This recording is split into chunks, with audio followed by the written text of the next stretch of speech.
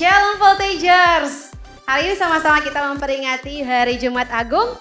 Welcome home, Kauna mengucapkan untuk setiap kita hari ini selamat datang dan selamat beribadah. Kauna juga mengucapkan welcome home untuk setiap teman-teman yang mungkin baru pertama kali join beribadah online Eagle Kids GMS. Untuk teman-teman, Kauna gak bosan-bosan untuk ajak teman-teman yang belum join CG Kids. Teman-teman bisa lihat link yang ada di deskripsi box. Teman-teman, mari kita siapkan hati kita untuk memuji dan memuliakan nama Tuhan. Teman-teman juga bisa siapkan buku catatan dan Alkitab teman-teman. Kita akan memuji Tuhan. Siapkan hatimu, mari sama-sama kita berdoa. Tuhan Yesus, terima kasih, kami bersyukur karena Tuhan baik di dalam hidup kami. Terima kasih untuk kesempatan yang baru. Hari ini kami mau memuji Tuhan. Hari ini kami mau memuliakan nama Tuhan. Engkau bertata atas puji-pujian hari ini. Engkau bertata atas ibadah kami, bahkan setiap firman hari ini Tuhan. Terima kasih, kami bersyukur di dalam nama Yesus yang bersuka cita untuk beribadah. Sama-sama katakan, amin. Selamat beribadah.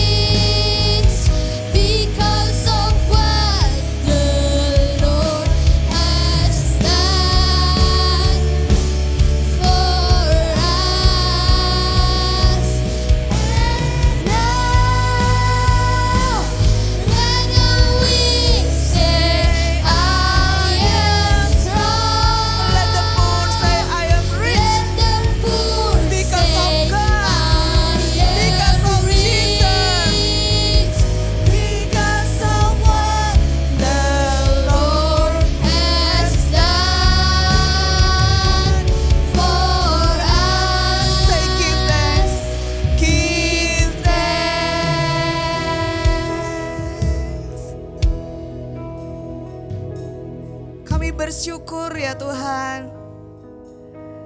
Hari ini bukan waktunya kami bersedih, tapi sungguh dari hati kami melimpah ucapan syukur.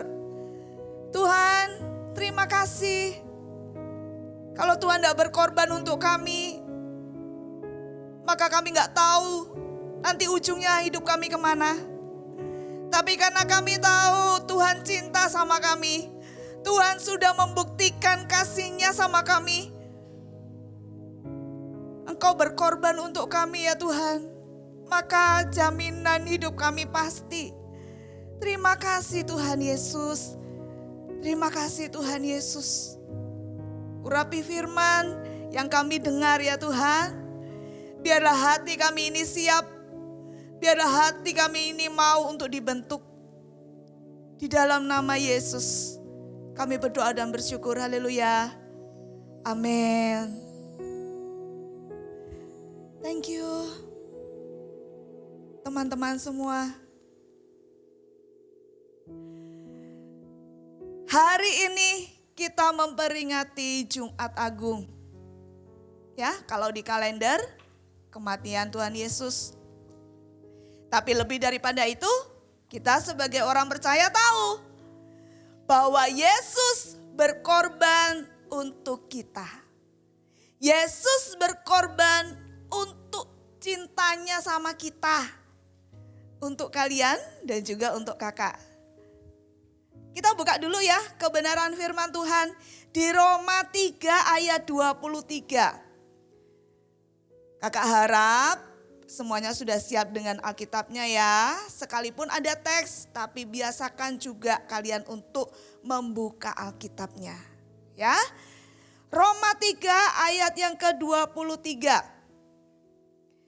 Kari akan bacakan, teman-teman semua menyimak ya. Karena semua orang telah berbuat dosa dan telah kehilangan kemuliaan Allah. Ini adalah kebenaran firman Tuhan.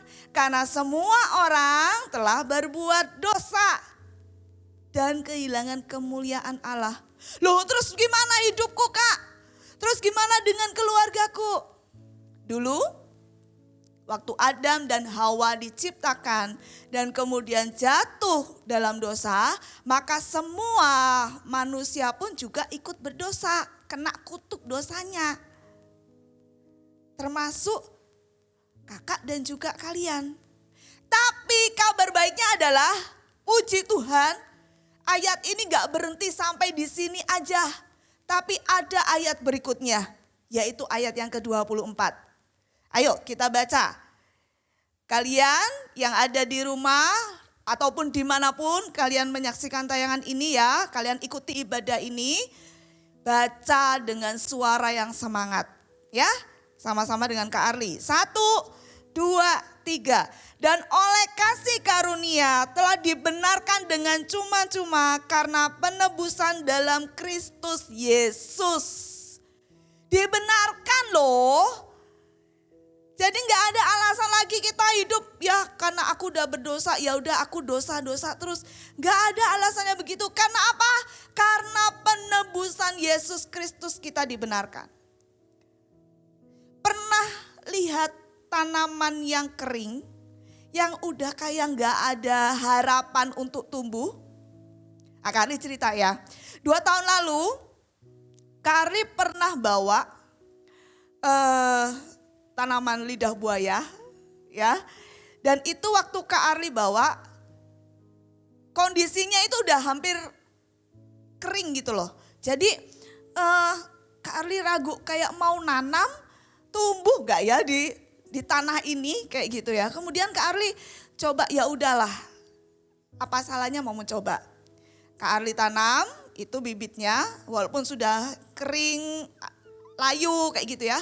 Kak Arli tanam aja, sehari 2 hari gak ada perubahan dong ya. Kemudian beberapa bulan kemudian tiba-tiba kayak Kak Arli merasa kok kayak ada kok kelihatan seger gitu loh. Ya jadi gak kelihatan yang kering bagaimana.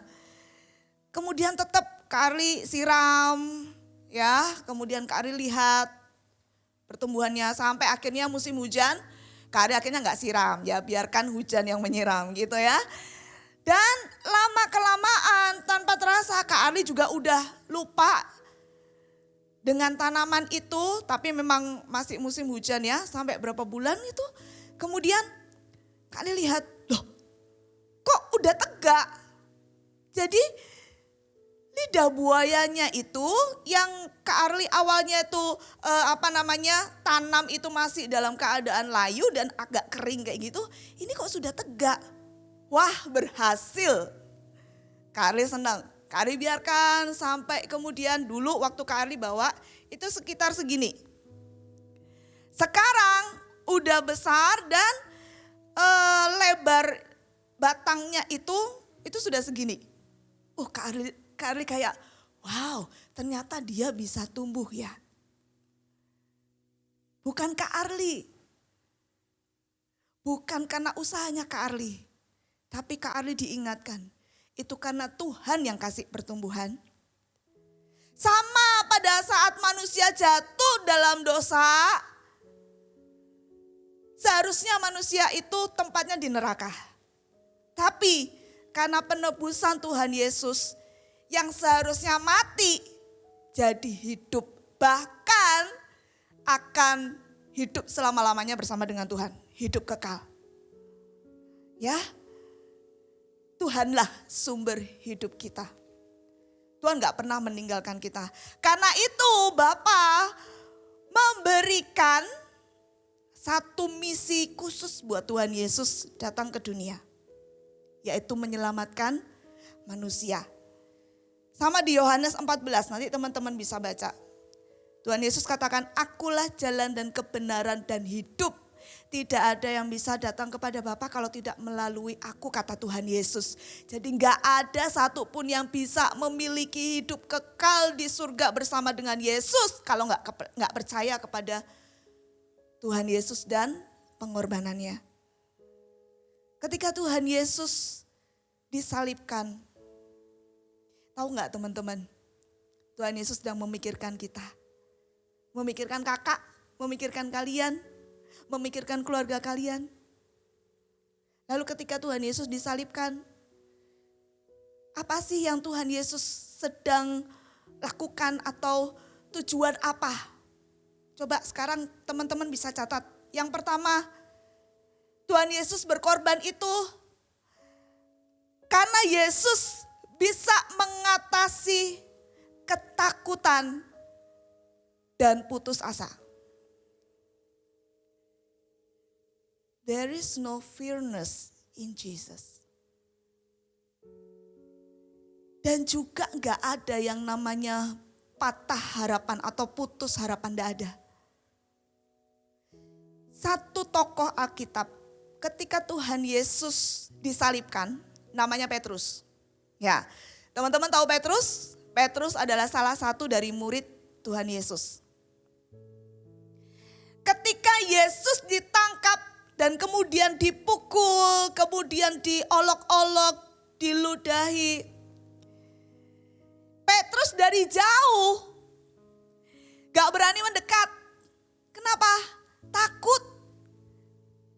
Takut kalau ketahuan bahwa dia adalah pengikut Kristus. Lukas 22 ayat 61 sampai 62. Hari ini kita akan lumayan banyak untuk membaca firman Tuhan ya. Jadi teman-teman jangan ketinggalan, catat ayat-ayatnya. Kalau nggak sempat baca sama-sama sekarang ya. Lukas 22 ayat 61 sampai 62. Lalu berpalinglah Tuhan memandang Petrus, maka teringatlah Petrus bahwa Tuhan telah berkata kepadanya, sebelum ayam berkokok pada hari ini, engkau telah 3 kali menyangkal aku. Lalu ia pergi keluar dan menangis dengan sedihnya. Ketika Petrus menyangkal Yesus, ada gak enak di dalam hatinya, tetapi ketakutan itu mengalahkannya. Dia putus asa. Kenapa? Karena melihat Yesus gak berdaya.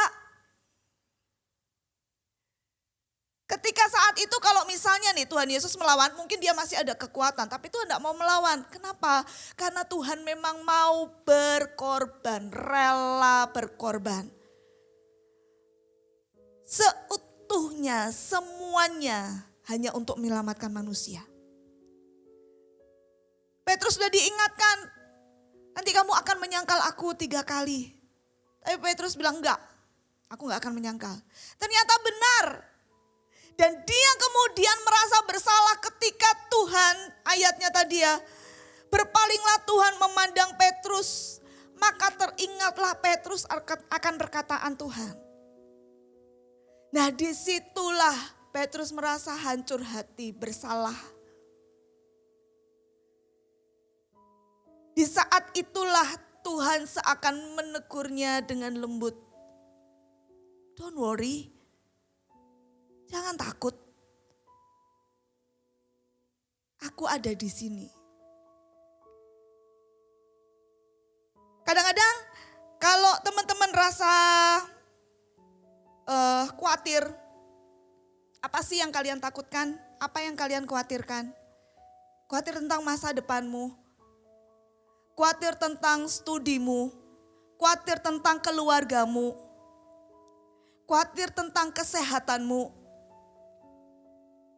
Dengarkan, Yesus mengatasi ketakutanmu. Yesus mengatasi keputusasaanmu, asal datang sama Tuhan. Bukan malah menjauh. Bukan malah menyangkal, aku gak mau kenal Tuhan, bukan. Tapi datang, dekat sama Tuhan.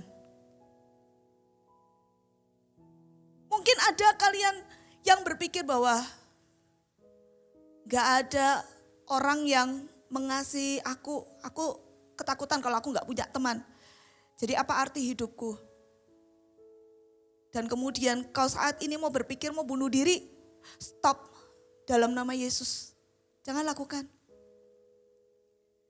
Jangan putus asa itu membuat hidupmu menjadi orang yang ketakutan. Jadilah bebas sebab Yesus mengatasi ketakutan. Dan Yesuslah harapan. Itu yang pertama. Yesus mengatasi ketakutanmu. Yesus mengatasi keputusasaanmu. Yang kedua, apa tujuannya Tuhan untuk berkorban buat kita? Yesus menemukan yang terhilang. Ya, yang kedua Yesus menemukan yang terhilang. Pernah kalian tahu nama Simon dari Kirene? Dia adalah seorang yang berada pada saat itu pada waktu penyaliban Tuhan Yesus. Dan Simon dari Kirene ini tuh baru pulang dari luar kota. Ya nggak tahu ya urusannya apa yang dia kerjakan waktu itu di luar kota. Nggak tahu persisnya, tapi ketika dia ada di situ, tiba-tiba tentara-tentara memaksa dia untuk memikul salib Yesus. Kita baca ya di Markus 15. Markus 15. Oke, Markus 15 ayat yang ke-20b sampai 21. Itu judulnya Yesus disalibkan. Kemudian Yesus dibawa keluar untuk disalibkan. Pada waktu itu lewat seorang yang bernama Simon orang Kirene, ayah Alexander dan Rufus yang baru datang dari luar kota. Dan orang itu mereka paksa untuk memikul salib Yesus. Mungkin tentara melihat Yesus sudah kecapean dan tidak mampu, akhirnya memaksa seorang, dan itu adalah Simon dari Kirene. Apakah kebetulan? Kali rasa enggak. Karena Tuhan punya tujuan atas hidupnya Simon. Ya. Simon tidak mengenal Yesus, tapi pada saat itu dia tahu ada di dalam hatinya, siapa orang ini? Karena ketika dia menolong, ketika dia memikul salib Yesus, tentunya dia melihat Yesus kan, lihat penderitaannya. Kak Arli gak tahu ya apa yang terjadi kemudian di dalam hidupnya. Tetapi kok Kak Arli percaya ya, ketika satu orang diselamatkan, maka seluruh keluarganya juga diselamatkan. Teman-teman kalau baca tadi ya, ayah Alexander dan Rufus, siapa mereka? Ternyata setelah Simon menolong Yesus, memikul salib Yesus, bertahun-tahun kemudian Rufus ini bertemu dengan Paulus. Di mana? Ayo kita lihat sekarang ya. Ayatnya di Roma. Roma 16. Roma 16 ayat yang ke-13. Ini adalah surat dari Paulus kepada Roma. Ya. Kita lihat ayat yang ke-13. Salam kepada Rufus, orang pilihan dalam Tuhan, dan salam kepada ibunya yang bagiku adalah juga ibu. Seluruh keluarganya jadi orang yang diperhitungkan Tuhan. Jadi orang pilihan di dalam Tuhan. Yang namanya orang pilihan itu pasti orang yang berdampak. Orang yang punya pengaruh untuk bawa apa? Bawa orang-orang datang sama Tuhan Yesus. Kalau sekarang gimana orang yang terhilang? Orang yang belum mengenal Yesus. Orang yang belum sungguh-sungguh di dalam Yesus. Itu adalah mereka yang terhilang. Adakah kita sekarang merasa bahwa hidupku fine Kak? Aku gak ada masalah apapun. Ya sih saat teduhku memang bolong-bolong. Tapi aku bukan yang membuat kejahatan, enggak kayak gitu. Ketika aku lihat hal sesuatu yang salah, terus nanti ketika aku takut kalau temanku jahatin aku, ya udahlah aku berbuat baik sama mereka dengan mendukung mereka. Ya nggak ada salahnya sih Kak. Hanya a little sin. Dosa yang kecil, no, tidak ada dosa kecil, tidak ada dosa besar. Semuanya sama.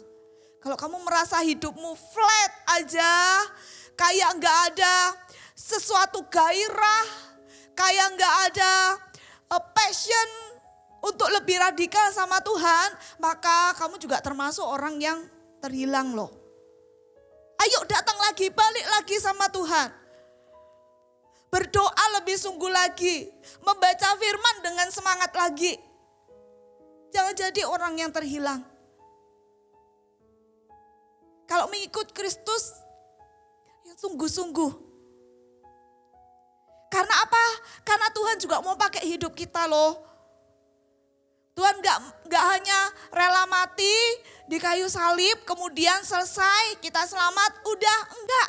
Tapi Tuhan mau kita juga jadi orang yang membawa teman-teman kita ini datang sama Tuhan. Memperkenalkan Yesus di dalam hidup kita. Mau gak jadi partnernya Tuhan? Menemukan mereka yang terhilang. Ajak mereka untuk ke CG. Ajak mereka untuk ibadah. Ajak mereka untuk saat teduh. Jadi partnernya Tuhan ya, Kak Arli juga mau. Kak Arli juga mau berjuang. Lalu yang ketiga, apalagi misi keselamatan untuk manusia. Tanpa Tuhan Yesus berkorban. Yang ketiga adalah Yesus menghalau perasaan kesepian. Menghalau itu apa ya? Menghalau itu mengusir. Menolak perasaan kesepian. Yohanes 19 ayat 26 sampai 27.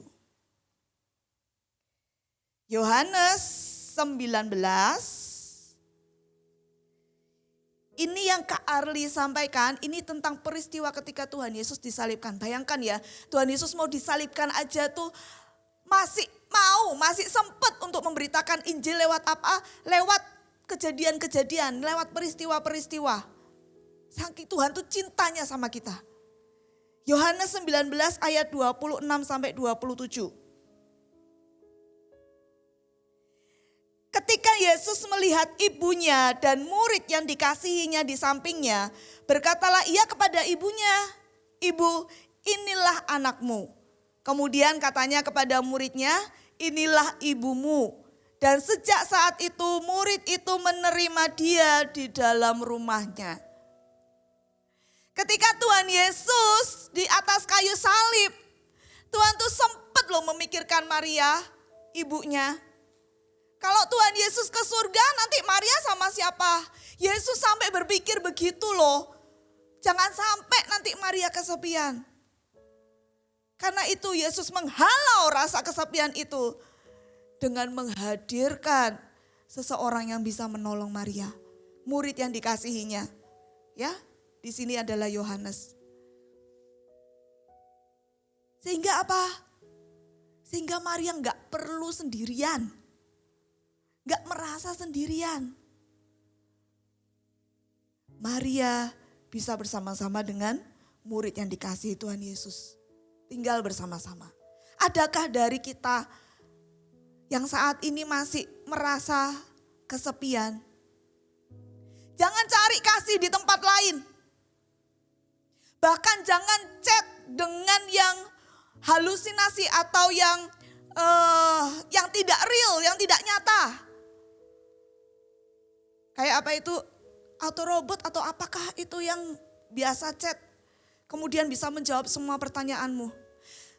It's not real. Jesus is real.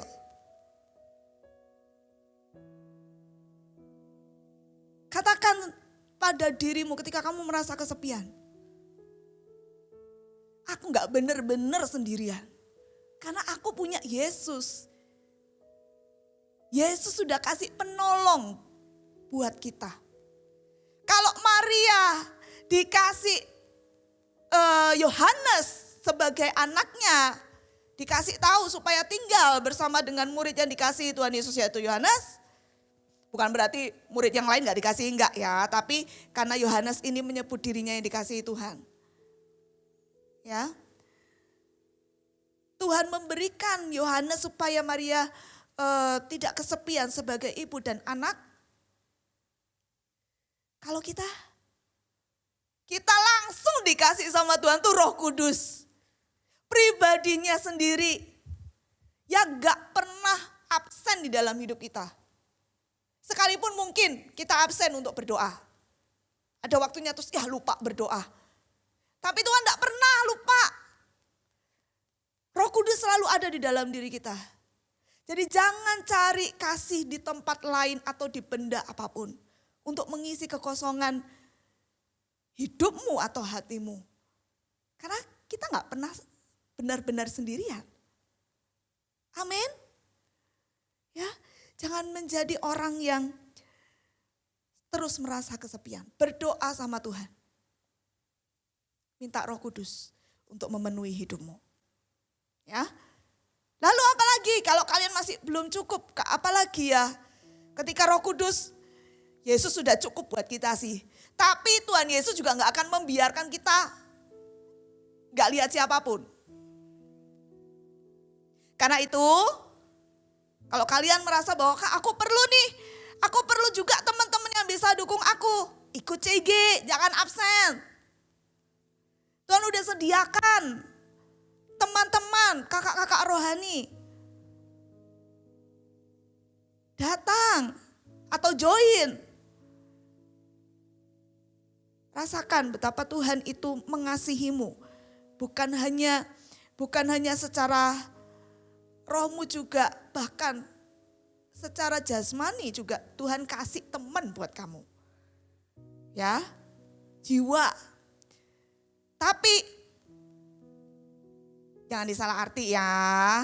Jangan terus kemudian ya udah berteman gitu seluas-luasnya. perlu juga diingat-ingat. Nah, firman Tuhan katakan pergaulan yang buruk merusakkan kebiasaan yang baik. Jadi hati-hati ketika berteman. Ya. Saat temanmu itu membawamu kepada hal yang salah, kamu harus bilang, enggak. Karena aku enggak sendirian, aku bersama dengan Tuhan yang hidup di dalamku itu hidup benar. Jadi aku juga mau hidup benar. Ya. Enggak boleh ada yang merasa kesepian di sini. Sekalipun orang tuamu meninggalkanmu, firman Tuhan katakan, Tuhan gak pernah sekalipun meninggalkan kita. Karena Tuhan yang menciptakan kita. Ya, yang keempat. Misi apa lagi? Yesus menanggung setiap segala sakit dan dosa. Kalau sekarang kamu merasa bersalah terus. Coba ingat penjahat yang di sampingnya salib Tuhan Yesus. Ya. Dia juga mengalami hal yang sama. Sakit di tubuh, sakit juga di rohnya, di hatinya. Karena dia merasa berdosa. Kalau dia memang pantas untuk dihukum karena dia berbuat jahat. Kalau Tuhan Yesus itu mau dipukul, ditinju, disakiti untuk menanggung dosa kita. Itu misi Tuhan. Supaya kita tuh gak hidup di dalam kematian kekal. Tapi kita ada di dalam kehidupan kekal. Kita baca ya. Lukas 23. Lukas 23 ayat yang ke-39 sampai 43 ya. Lukas 23 ayat yang ke-39 sampai 43. Oke. Kak dibacakan ya. Seorang dari penjahat yang digantung itu menghujat dia, katanya, "Bukankah engkau adalah Kristus? Selamatkanlah dirimu dan kami." Tetapi yang seorang menegur dia, katanya, "Tidakkah engkau takut juga tidak kepada Tuhan, kepada Allah? Sedang engkau menerima hukuman yang sama? Kita memang selayaknya dihukum. Sebab kita menerima balasan yang setimpal dengan perbuatan kita. Tapi orang ini," maksudnya Tuhan Yesus, "tidak berbuat sesuatu yang salah." Lalu ia berkata, ini penjahat yang satunya tadi yang bilang, "Kamu gak takut sama Tuhan?" Ngomong kayak gitu. Ya, dia bilang sama Tuhan Yesus, "Yesus, ingatlah akan aku apabila engkau datang sebagai raja." Kata Yesus kepadanya, "Aku berkata kepadamu, sesungguhnya hari ini juga engkau akan ada bersama-sama dengan aku di dalam Firdaus." Artinya bersama dengan Tuhan selamanya di detik-detik terakhir hidup dari penjahat itu. Dia berdosa, dia layak untuk dihukum. Tapi ketika dia datang di detik-detik terakhirnya, Tuhan berkata, "Ayo, kau sudah bersamaku sekarang ini di Firdaus, di surga." Kita juga akan datang pada Tuhan ketika kita berdosa. Tapi jangan tunggu waktu mau detik-detik terakhir ya. Jangan. Kalau sekarang udah tahu, ya aku tadi udah lakukan dosa. Aku tadi contohnya nonton film porno atau lihat gambar-gambar porno. Aku ikut sama temanku, cepet-cepet balik. Supaya engkau disembuhkan sama Tuhan. Dan iblis gak bisa mengintimidasimu karena kamu udah bebas. Yesus mati di kayu salib itu untuk menanggung sakit dan juga dosamu. Artinya datang sama Tuhan, minta ampun sama Tuhan, mengakui dosa di hadapan Tuhan. Kamu jadi orang yang bebas. Minta Roh Kudus memenuhimu, maka damai sejahtera itu akan turun. Jangan terus merasa bersalah. Atau, "Kak, aku sakit, tapi aku udah berdoa, belum juga disembuhkan." 1 Timotius 5 mengatakan, tetaplah berdoa. Ya. Karena Tuhan punya waktunya yang tepat. Bukan karena mujizatnya kita mencari Yesus, tapi karena pribadi Yesus yang sudah berkorban buat kita. Amin. Kalau kita masih ada di dalam dunia ini, maka kita bisa kayak mengalami tadi, ketakutan, mungkin sempat putus asa, lalu kemudian sepian, ya, atau juga sakit, bisa lakukan dosa,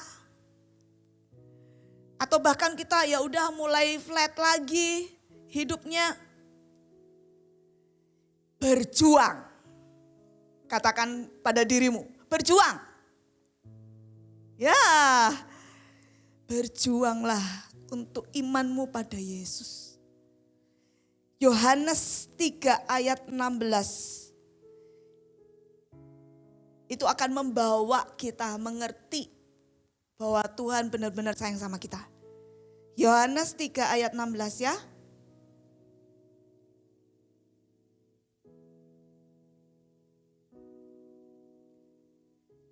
Yohanes 3 ayat 16. Ini dia. Mungkin teman-teman bisa hafal ya. Sudah tahu kok. Ini juga sering kali dijadikan ayat hafalan. Kalau teman-teman belum hafalkan, ayo hafalkan. Supaya teman-teman teringat di dalam hati dan pikiranmu. Jesus loves you. Ya, Yohanes 3 ayat 16. Karena begitu besar kasih Allah akan dunia ini, sehingga ia telah mengaruniakan anaknya yang tunggal, supaya setiap orang yang percaya kepadanya tidak binasa, melainkan beroleh hidup yang kekal. Yesus itu nubuatan loh dari Nabi Yesaya. Kita lihat ya, sebentar aja, satu ayat lagi ya. Yesaya 53. Yesaya 53 ayat yang keempat sampai yang kelima. Tetapi sesungguhnya penyakit kitalah yang ditanggungnya dan kesengsaraan kita yang dipikulnya. Padahal kita mengira dia kena tulah, dipukul dan ditindas Allah. Tetapi dia tertikam oleh karena pemberontakan kita. Dia diremukkan oleh karena kejahatan kita. Ganjaran yang mendatangkan keselamatan bagi kita ditimpakan kepadanya. Dan oleh bilur-bilurnya kita menjadi sembuh. Coba lihat di sini. Teman-teman lihat.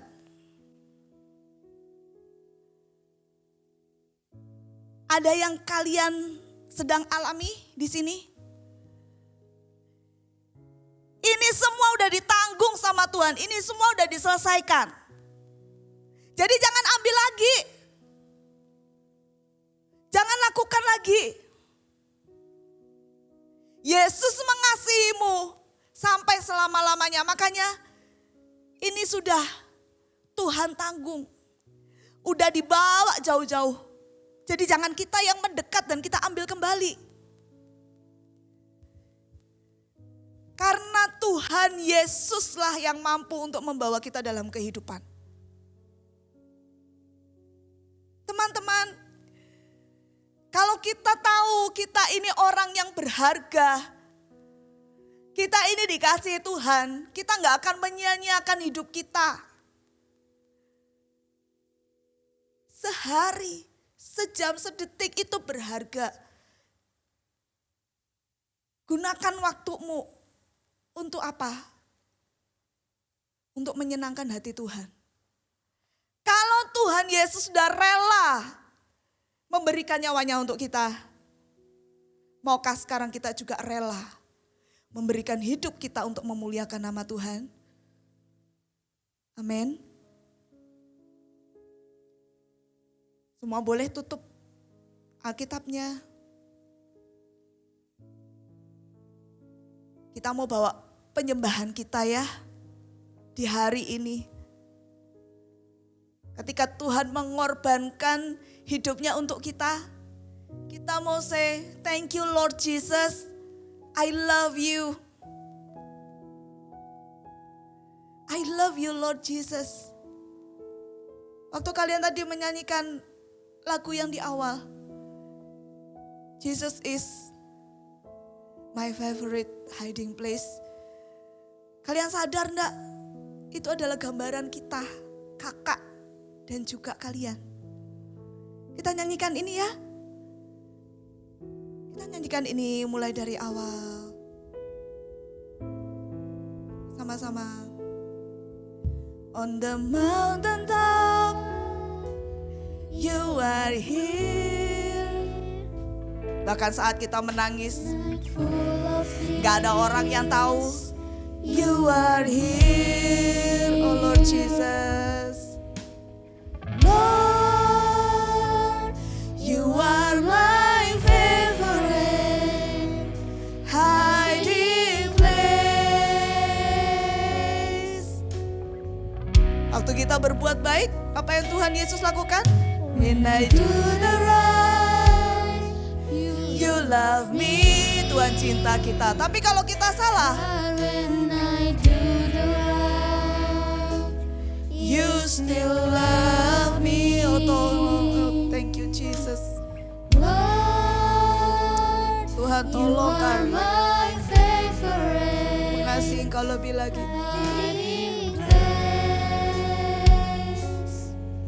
I love you Jesus. I love you Jesus. More than anything I have. More than anything I want. Forever I will worship you. 'Cause you love me first. You died for me on the cross. You welcome me as I am. You mean everything for me. I love you Lord. Jangan takut datang sama Tuhan. Relakan hatimu untuk dibentuk. Relakan hatimu untuk dibasuh sekali lagi dengan darah Kristus.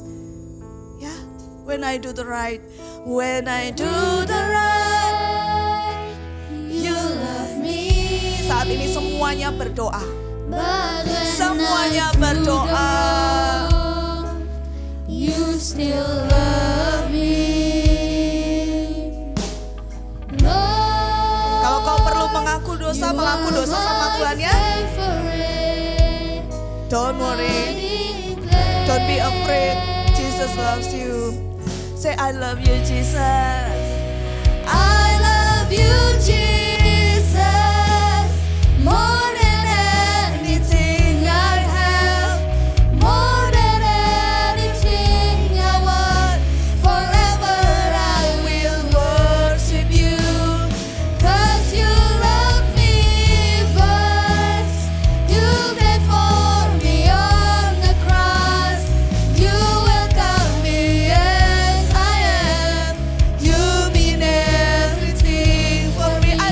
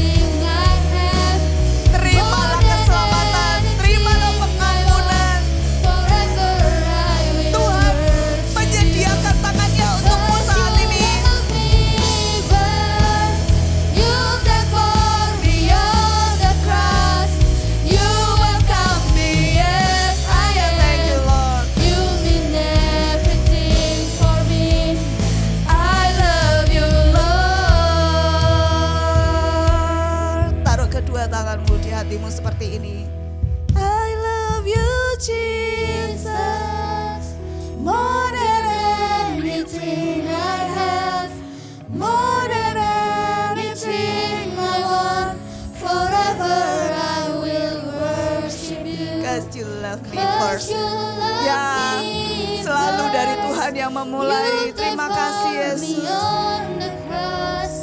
You welcome me as I am. You mean everything for me. I love you, Lord. Angkat kedua tanganmu. Biar damai sejahtera itu saat ini turun ke atasmu dan juga keluargamu. Tuhan sudah membebaskan kita, bersyukur untuk itu. Sekarang waktunya kita juga merelakan hati, hidup, pikiran kita untuk dipimpin oleh Roh Kudus. Angkat kedua tanganmu. Biar Tuhan saat ini menjamahmu secara pribadi. Dimanapun kalian berada, kalian gak akan pernah lepas dari kasih Tuhan. Sekarang terimalah berkat dari Allah Bapa, cinta kasih Tuhan Yesus, dan penyertaan Roh Kudus. Percayalah kepadanya, pada Yesus Kristus dan pengorbanannya. Engkau akan selamat. Terimalah berkat ini di dalam nama Yesus Kristus Tuhan. Haleluya, semua yang menerima berkat sama-sama katakan amin. God bless you.